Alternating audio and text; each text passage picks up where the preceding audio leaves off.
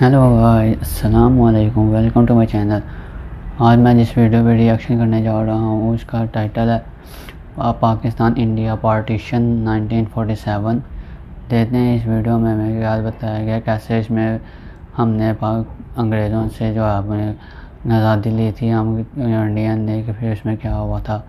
सुनते हैं और देखते हैं इस वीडियो में। आप भी देखिए, मैं भी देखता हूँ। शुरू करते हैं इस वीडियो को। अगस्त 1947 की रात, ये वो रात थी जब हिंदुस्तान के लोग सदियों की गुलामी से निकलकर आजादी की दहलीज पर खड़े थे। करोड़ों भारतीय इस लम्हे का बेसब्री से इंतजार कर रहे थे, लेकिन सुबह होने से पहले वो जश्न की रात एक ऐसा जख्म दे गई जो आज तक नहीं भरा। हमारे देश को अंग्रेजों की गुलामी से आजादी तो मिल गई थी, लेकिन जाते जाते अंग्रेज अखंड भारत में ऐसी ज्वाला भड़का गए जिसे 15 लाख मासूम लोगों के खून से बुझाया गया। अंग्रेजों ने अखंड भारत को दो टुकड़ों में बांट दिया, भारत और पाकिस्तान। जहां एक तरफ भारत में आजादी का जश्न मनाया जा रहा था, वहीं दूसरी तरफ खून की नदियां बह रही थी। लाखों लोग अपने घर, अपनी जमीन और अपनों को छोड़कर भाग रहे थे।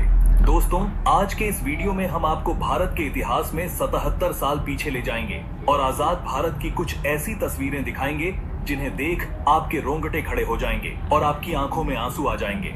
लेकिन आगे बढ़ने से पहले हमारी एक छोटी सी रिक्वेस्ट है कि हर भारतीय और पाकिस्तानी इस वीडियो को पूरा जरूर देखे। ऐसा आप भी मेरी वीडियो को ज़्यादा से ज़्यादा पूरा देखें और लाइक करें, सब्सक्राइब करें, शेयर करें।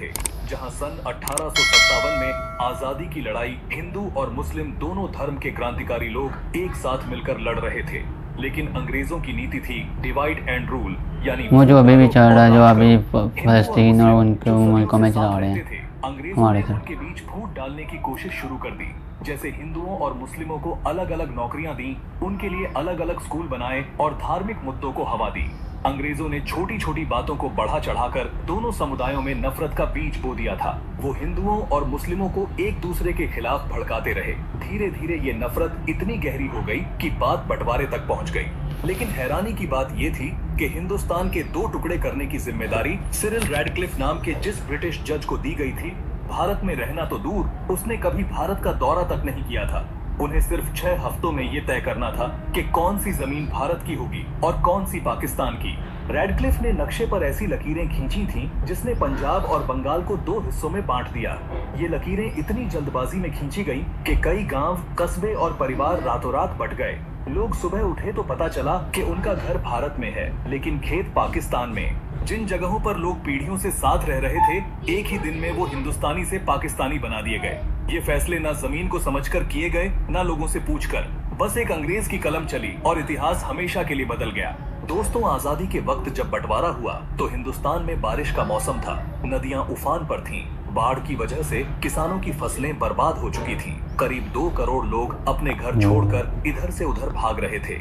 जहां बहुत ज्यादा अमाउंट है पाकिस्तान से भारत की ओर पलायन कर रहे थे, वहीं दूसरी तरफ लाखों मुस्लिम भारत से पाकिस्तान की तरफ भाग रहे थे।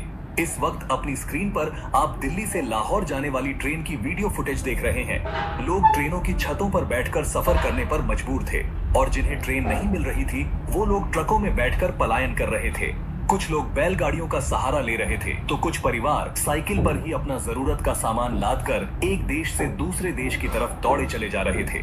जहां एक तरफ करोड़ों लोगों के लिए आजादी किसी वरदान से कम नहीं थी, वहीं लाखों लोगों के लिए ये एक अभिशाप बन चुका था, क्योंकि अपना सब कुछ छोड़कर जान बचाते हुए दूसरे देश में भागना किसी भयानक सपने से कम नहीं था। हालांकि बंटवारे की ये दास्तान तो आजादी से कई साल पहले ही लिखी जा चुकी थी, क्योंकि अंग्रेजों ने देशवासियों में धर्म को लेकर ऐसा जहर भर दिया था जिससे कई पॉलिटिकल लीडर्स ने तो धर्म के नाम पर ही अपनी पार्टीज बना ली थी। जैसे कि मुस्लिम लीग के चीफ मोहम्मद अली जिन्ना ने आजादी से कई साल पहले ही ये जिद पकड़ ली थी कि हिंदुस्तान में रहने वाले मुस्लिमों को एक अलग मुल्क दिया जाए, और उनकी इस जिद ने हिंदुस्तान के भाईचारे और संस्कृति को ऐसी गहरी चोट पहुंचाई जिसके निशान आज भी देखने को मिलते हैं। इस वक्त आप स्क्रीन पर जिन तस्वीरों को देख रहे हैं, ये उस वक्त की तस्वीरें हैं जब मोहम्मद अली जिन्ना ने पाकिस्तान का गवर्नर जनरल बनने की शपथ लेकर अपनी जिद पूरी की थी और वे अपनी पसंदीदा कुर्सी पर विराजमान हो गए थे। 1947 में लॉर्ड लुईस माउंटबेटन भारत के आखिरी वायसराय बने। उन्होंने कई महीनों तक जवाहरलाल नेहरू और मोहम्मद अली जिन्ना की कई मीटिंग्स करवाई। जिसके बाद 3 जून 1947 को लुईस माउंटबेटन ने ऐलान किया कि 15 अगस्त 1947 को भारत आजाद होगा, लेकिन इसके साथ ही बंटवारा भी होगा। हालांकि पंडित जवाहरलाल नेहरू, सरदार वल्लभ भाई पटेल और महात्मा गांधी ने देश के बंटवारे को रोकने की हर मुमकिन कोशिश की।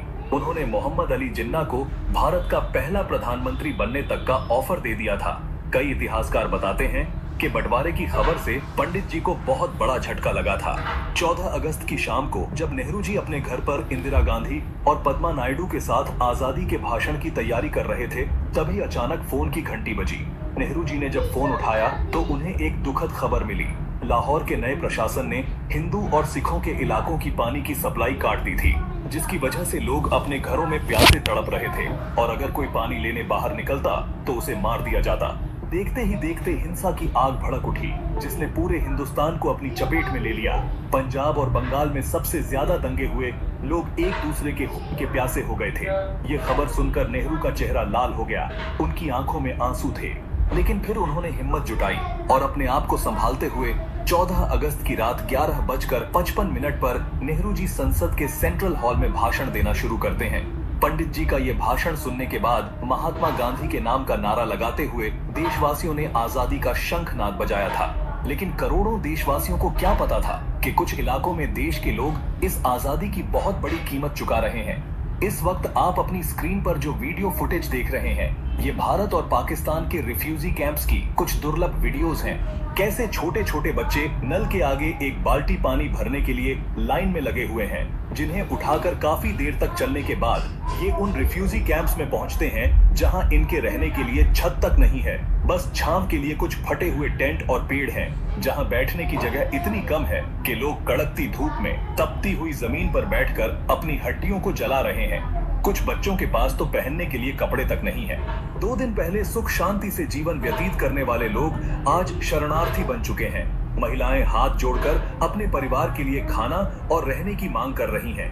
भूख की वजह से तड़पते हुए बच्चों का शरीर कुपोषित हो चुका है, लेकिन फिर भी लाखों लोग अपना घर छोड़कर बिना किसी मंजिल के आगे बढ़ते जा रहे हैं। इस ट्रेन के हालात देखिए, जिसमें लोग खिड़की पर लटक कर अपनी जान को जोखिम में डालने से भी पीछे नहीं हट रहे हैं, क्योंकि इन्हें किसी भी तरह पाकिस्तान से भारत पहुंचना है।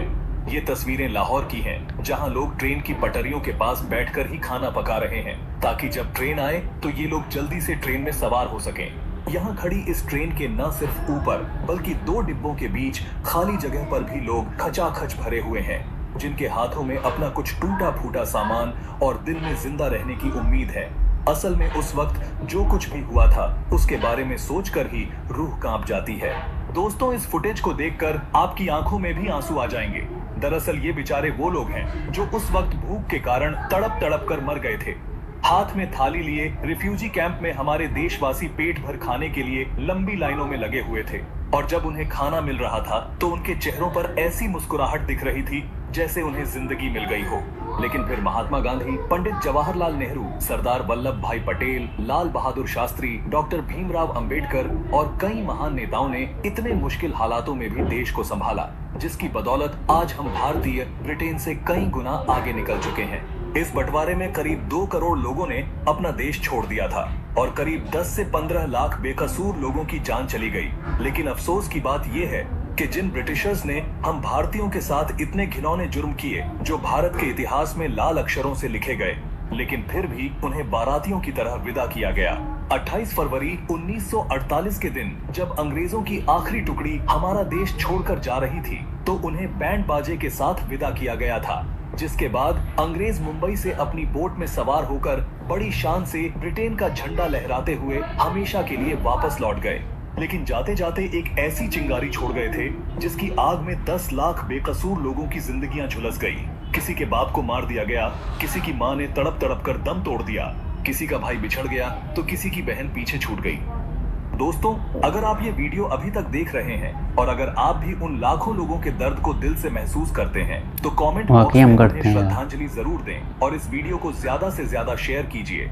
दोस्तों, ऐसी ही दिलचस्प और सच्ची वीडियोस देखने के लिए हमारे चैनल को सब्सक्राइब करके पास वाली घंटी के बटन को भी जरूर दबाएं। जय हिंद। सो ये थी वीडियो आज की। इसमें इंडिया और पाकिस्तान के पार्टीशन का बताया, जैसे ये पार्टीशन हुई थी 1947 में, या लाहौर में भी आई थी जो ट्रेन वगैरह, उसमें भी बाकी बहुत ज़्यादा डेड बॉडीज़ थी। लाहौर में भी ऐसे खून खराबा, वहाँ पे भी खून खराबा। ये अंग्रेज़ तब से लेके आज तक ये डिवाइड एंड रूल में ही है। पहले ये इंडिया और पाकिस्तान के दरमियान था, अब ये मुसलमान में आ गए, तो मुसलमानों में भी आ रहे हैं। इन्हीं चीज़ों में डिवाइड एंड रूल करके ख़त्म करना चाहते हैं, जैसे फ़लस्तीन को और अरब मुल्कों को कर रहे हैं। ये थी आज की वीडियो। मिलते हैं आपको नेक्स्ट वीडियो में। आज के लिए इतना ही। अल्लाह हाफिज़।